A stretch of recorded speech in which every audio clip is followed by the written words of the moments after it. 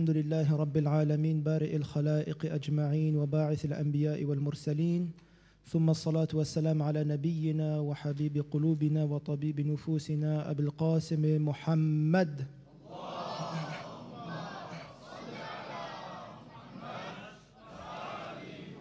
وعلى أهل بيته الطيبين الطاهرين وأصحابه المنتجبين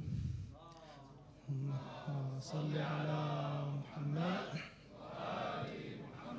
Chers frères et sœurs, assalamu alaikum jami'an wa rahmatullahi wa barakatuh. Inch'Allah ta'ala, aujourd'hui, c'est à partir d'aujourd'hui qu'on rentre dans le vif du sujet. C'est à partir d'aujourd'hui qu'on se dirige sur le champ de bataille de Karbala. Jusqu'à maintenant, on a parlé de la tristesse de Zahra, la tristesse de Zaynab, le départ émouvant et triste de l'imam Hussein, de Madina jusqu'à Karbala. Et aujourd'hui, on va parler des compagnons de l'imam Hussein alayhi salam. Mais qui sont ces compagnons? Juste une petite histoire par rapport à ces compagnons pour savoir de qui on parle. Un jour, un grand savant s'est posé la question et a dit: les compagnons de l'imam Hussein alayhi salam, malgré leur piété et leur grandeur, n'ont fait que leur devoir en allant à Karbala et en protégeant l'imam Hussein alayhi salam. Ils n'ont fait que leur wajib shar'i. Ils ont juste appliqué ce qu'ils devaient faire, leur religion et ce que Allah leur demandait. Et si ça avait été nous qui avons été à leur place, alors nous aussi nous aurons appliqué notre wajib shar'i. Alors ce savant, pendant son sommeil, s'est vu en rêve sur le champ de bataille de Karbala. Et vint l'heure de la prière, et les compagnons de l'imam Hussein se mirent tous en rond autour de lui pour le protéger des flèches pendant sa prière. Et lui aussi, il prit part justement à ce genre de bouclier humain. Il se mit devant l'imam al-Hussein et une pluie de flèches commença à tomber sur l'imam al-Hussein alayhi salam. Qu'est-ce qu'il a fait lui dans son rêve? La première chose qu'il a fait, il s'est retiré.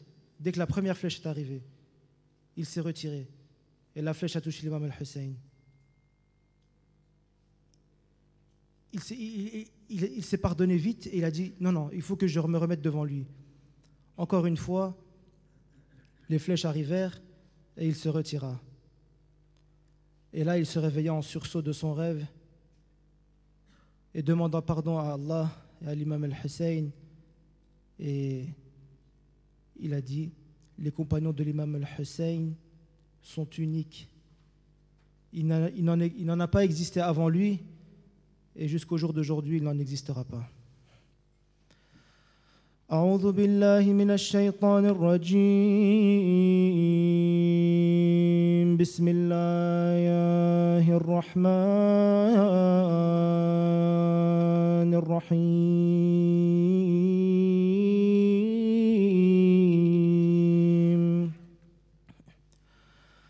صلى الله عليك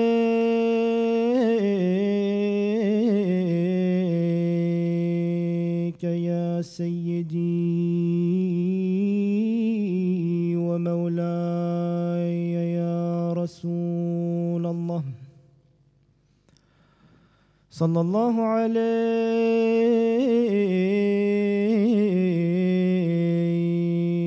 وعلى أهل بيتك المعصومين المظلومين الطيبين الطاهرين السلام عليك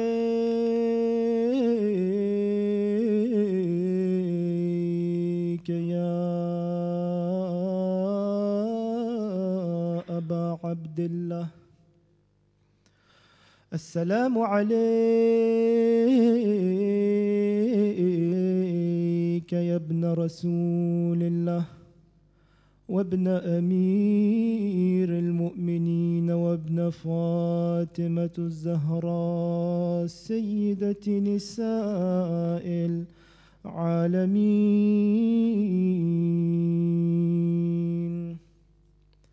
سبط الرسول وقرة عين البتول مولانا ومولى الكونين أبي عبد الله الحسين غريب يا مظلوم كربلاء يا ليتنا يا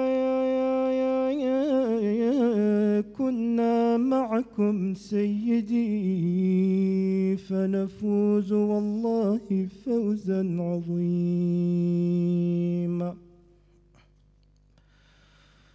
Je n'ai jamais vu de compagnon plus pieux ni plus fidèle que mes compagnons, disait Hussein. Ces derniers avaient tout sacrifié et Allah les avait agréés. Oh, chers compagnons, vos noms sont gravés dans la poitrine de l'humanité. Personne ne vous a égalé.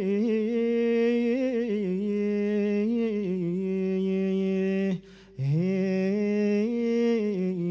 personne ne le fera. Oh, Habib ibn Mazahir, malgré ton âge avancé, tu t'es sacrifié. Toi qui récitais le Coran en entier chaque nuit, le martyr a couronné ta pureté et ta piété.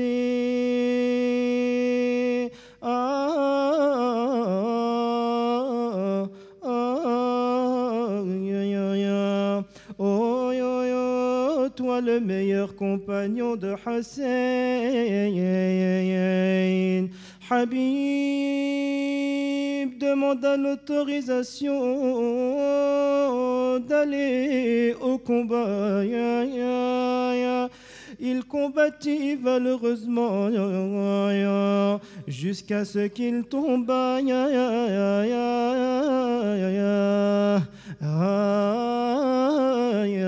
martyr.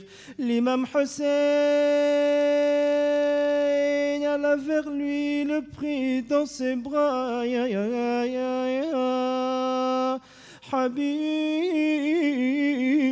lui disait: ô petit-fils du prophète, pardonne-moi de ne pas être capable de te donner plus que ma misérable vie pour toi et pour l'islam. C'est alors qu'un des maudits ennemis arriva et lui trancha sa tête. Tous les martyrs de Karbala ont eu la tête tranchée. Mais Habib était le premier à se faire trancher la tête.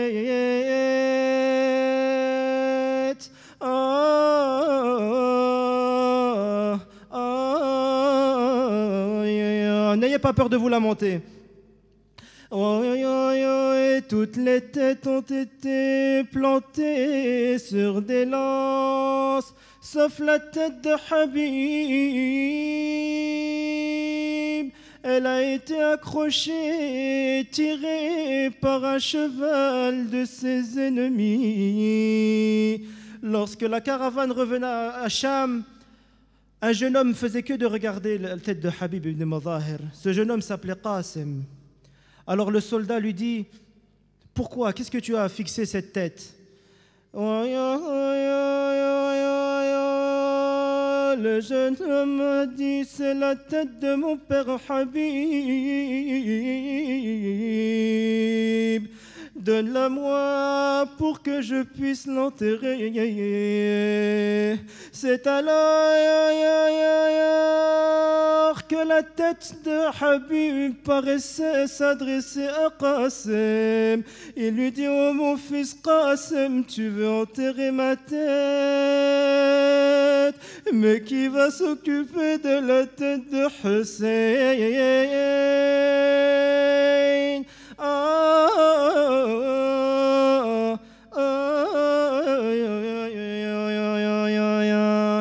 Mais j'attire votre attention sur Wahab, ce chrétien jeune marié qui vit en réverie, en larmes lui demandant de prêter serment d'allégeance à Mohammed ici présent. Mohammed lui demanda d'aller porter secours à son petit-fils Hussein à Karbala. Accompagné de son épouse et de sa mère, il se rendit à Karbala. Et tous trois renouvelèrent leur déclaration de foi. Au 10e jour,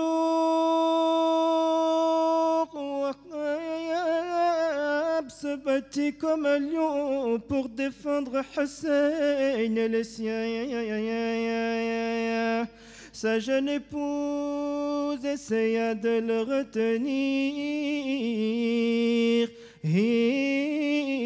de le retenir. Oh, ne m'afflige pas de ta mort, j'ai peur que tu sois assassiné. C'est alors que la mère de Wahab arriva et le poussa pour qu'il accomplisse son devoir. Pars combattre mon fils. Peu après,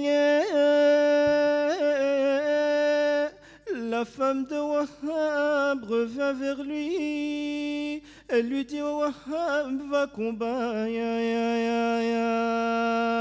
Wahab lui demanda: mais qu'est-ce qui t'a fait changer d'avis? Elle lui dit: ce que j'ai vu de Hussein m'a brisé le cœur. J'ai vu l'imam Hussein debout devant sa tente, le cœur brisé, appelant: n'y a-t-il pas de défenseur pour me porter secours?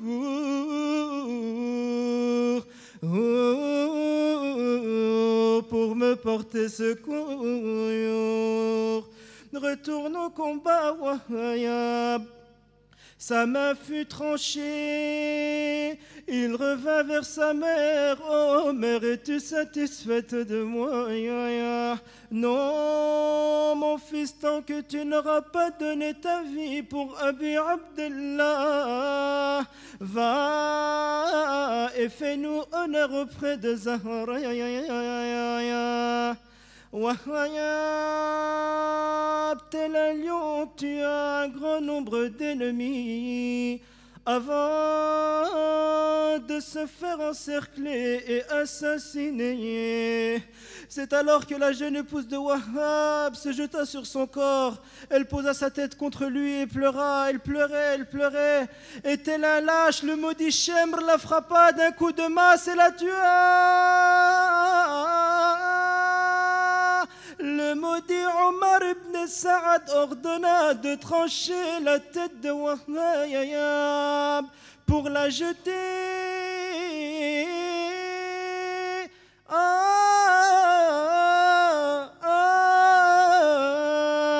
pour la jeter à sa mère. Wahayab, la mère de Wahayab, prit la tête de son fils dans ses bras. Elle essuya le sang et l'embrassa. Mais après, qu'est-ce qu'elle fit? Elle rejeta la tête en disant ce qui est donné dans le sentier d'Allah, nous le reprenons jamais. لا حول ولا قوة إلا بالله العلي العظيم. إنا لله وإنا إليه راجعون. وسيعلم الذين ظلموا آل بيت محمد أي منقلب ينقلبون. والعاقبة للمتقين. صلوات